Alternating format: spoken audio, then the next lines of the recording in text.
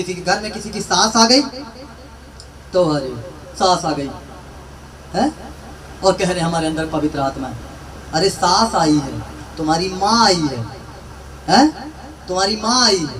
लेकिन लोग, मैं जानता हूँ कि सास और बहू का कभी नहीं पढ़ा, लेकिन बाइबल क्या बोलती कि जब पवित्र आत्मा तुम्हारे जीवन में आएगा, जब खुदावन तुम्हारे जिंदगी में आएगा तो तुम्हें जीना सिखाएगा, तुम्हें बर्दाश्त करना सिखाएगा, तुम्हें समझना सिखाएगा, तुम्हें जीना सिखाएगा। वो कि तुम्हें अपनी सास के साथ कैसा रहना है, तुम्हारे अपने ससुर के साथ तुमको कैसा रहना है।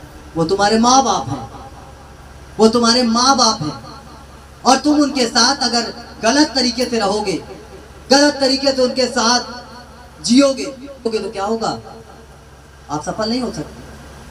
और सेम यही चीज सास और ससुर के लिए भी है कि अगर आप अपनी लड़की को तपना हो, मेरी लड़की आई है बहुत दूर से, दुबली हो गई रे, कितनी दुबली हो गई तू है, भले लड़की अच्छी हट्टी कट्टी मोटी हो है, फिर भी माँ बाप को क्या दिखेगा, दुबली दिखेगी, है ना, दुबली लगे, अरे बड़ी दुबली हो गई, खाना उन्हें नहीं खाती क्या है।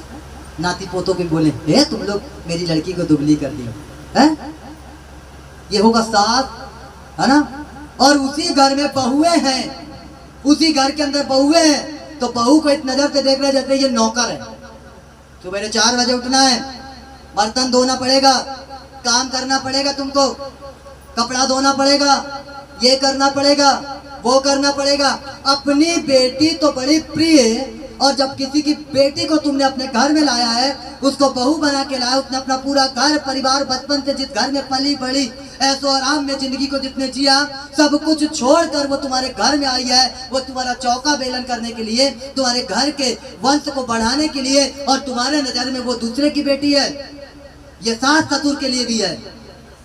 अगर तुम कहते हो कि परमेश्वर का आत्मा मेरे अंदर में है, यह ऐसा मैंने मसीहों के लाइफ में भी देखा है, क्रिश्चियनों के घरों में भी देखा है कि सास घर में पड़ी हुई रो रही है, लोग सेवा कर रहे हैं, और बहुएं घर में रो रही है, लोग सेवा कर रहे हैं। वो सताई जा रही है, मारी जा रही, घर के अंदर लोग सेवा कर रहे हैं, बहुएं सास सताई जा रही है, वो सेवा कर रहे हैं। रॉन्ग है, गलत है, नहीं है पवित्र आत्मा इनके अंदर। सब दुष्ट की आत्मा शरीरों के अंदर काम कर रही है, क्योंकि जहां पवित्र आत्मा होगा वहां मेल होगा, वहां प्रेम होगा, वहां सत्य होगा। हालेलुया। अगर तुम ये सोचते हो कि ये लड़की मेरी नहीं है, ये तो बहू है मेरी, तो आप रॉन्ग हैं, आप गलत हैं। उसने सब कुछ छोड़कर आपके घर आया, उसने सब कुछ त्याग कर आपके घर आया। उसको एक बेटी के समान आपको रखना है, उसको बेटी के समान आपको समझना है। मैं क्यों ये बात बता रहा हूँ आपको, क्योंकि मैं देख रहा हूँ इस दुनिया के अंदर क्या हो रहा है, परिवार के अंदर क्या हो रहा है।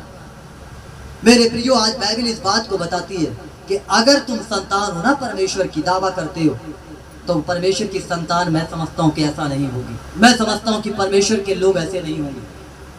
अगर सास को देख के मुंह फूल जाए, बहू को देख के मुंह फूल जाए, आज हमें रोटी नहीं दी, गए रहनों के यहाँ खाली हैं।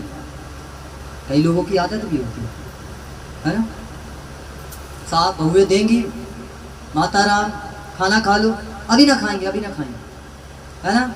और उसके बाद मांग के खाने की आदत हो, और बहू मान लो दूसरा काम कर रही है, अरे खाना मांग रहे हैं, उस वही होता फिर लड़ाई का घर, वही होता झगड़ा।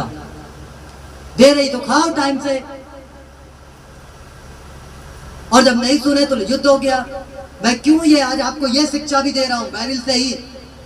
बाइबल में परमेश्वर आपको, अगर आप आत्मा से भरना चाहते हैं, अगर मसला चाहते हो, तो ऐसे नहीं मिलेगा कि एक तरफ तुम्हारा रिश्ता लड़ाई झगड़ों में युद्ध, सास बहू का ससुर का युद्ध चल रहा है, और एक तरफ बोले परमेश्वर मुझे आत्मा से भर, मेरा मसला कर, मुझे अभिषेक दे, कुछ नहीं देने वाला है। एक तरफ पति के साथ गृह युद्ध चल रहा है ना।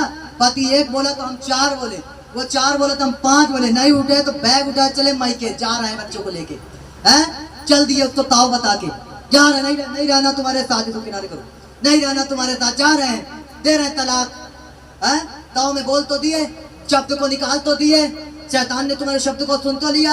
आज नहीं तो 10 साल बाद तुम्हारा तलाक फिर होना ही होना है, क्योंकि तुमने मुंह से इस चीज को बोला है, तुमने इस चीज को अंगीकार कर लिया है। और मनुष्य, बाइबल कहती है कि जो इंसान मुंह से अंगीकार करता है वो बातें उसके जिंदगी में, इसलिए कई बार बोलते हैं ना, जा मर जा, जा तोरे साथ ऐसा हो जाए, अरे ये लड़का मर्द नहीं है, ये लड़की मरती, इसीलिए कईयों के बच्चे मर जाते हैं। कोई एक्सीडेंट में मरता है, कोई किसी चीज में मरता है। और यही कारण है कि जब माँ बाप मुंह से ऐसे बातों को निकालते रहते तो ऐसी घटनाएं हो जाती हैं। कई महिलाएं भी अपने पति को बोलती हैं मर नहीं जाते, ये नहीं करते, और देखो वो जिंदा रहती है और आदमी मर जाते हैं। क्योंकि तुम ऐसा अंगीकार करती हो, तुम ऐसा बोलती हो, और तुम्हारे मुंह के शब्द शैतान चुरा ले जाता है। और जब वो चुरा ले जाता तो ऐसा करता है तुम्हारे लाइफ के अंदर, और तब तुम्हें पता चलता है कि मेरी जिंदगी में फिर रोते कोई मतलब नहीं, क्योंकि आपने ऐसा अंगीकार कर लिया है, आपने ऐसा बोल दिया है। और जब आपने ऐसा बोल दिया है तो होना ही है। इसलिए अपने मुंह के शब्दों के ऊपर कंट्रोल दो। क्या बोलते हो, इसलिए कहा गया ना, कई बार लोग शिक्षा जो ज्ञानवान लोग होते, क्रोध को पालो, क्रोध को पालो। जो लोग क्रोध नहीं पाले, जिन्होंने पीना नहीं सीखा क्रोध को, अपने परिवारों को उन्होंने बर्बाद कर लिया, अपने घर को उन्होंने बर्बाद कर लिया, अपने लोगों को उन्होंने बर्बाद कर दिया। ये बात आज आपको जानना है, ये बात आज आपको समझना है कि मेरे प्रियो, आपको अपने शब्द का सही इस्तेमाल करना है, आपको अपने जिंदगी में सही इस्तेमाल करना है। आप अपने बच्चों को बोलते हो अरे ये तो बड़ा शैतान है, ये तो बड़ा दुष्ट है, ये तो बड़ा नालायक है, और जैसा जैसा बोलते हो वैसे वैसे बच्चा बनते जाते हैं। आप बोले दुष्ट तो वो दुष्ट हो गया, दुष्ट के लक्षण देख लेना क्या हो। आपने बोला शैतान तो शैतान बन गया। शैतान क्या होता है? परेशान करने वाला। शैतान अच्छा होता है क्या? शैतान बढ़िया होता है, वो परेशान करता है। आपने बोला मेरा बच्चा बड़ा शैतान है, बड़ा शैतानी करता, ये बहुत शैतानी है, लाड़ से प्यार से बहुत शैतानी करता है मेरा बेटा।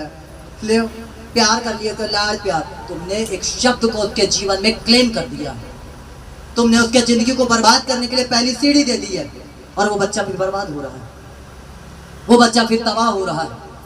अपने शब्द के पावर को